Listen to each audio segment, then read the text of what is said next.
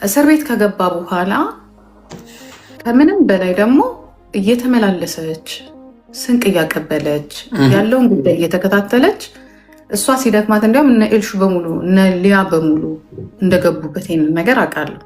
ኢቭን አጠገቡ ያሉት ጓደኞቹ ራሱ ምንም ነገር ምሳ እንኳን ቁርስ እንኳን የሆነ ነገር ይዘው መሄድ አቁመው የነበረችው እስከ መጨረሻ ጃኒ ነበረች።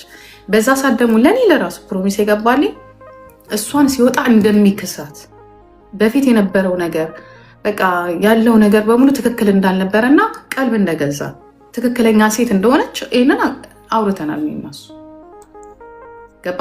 እንዲያውም እዛ ውስጥ ሆኖ እግዚአብሔር ምስክሬ ነው የሆነ ኤልሻዳይ መጠየቅ ትችላለህ።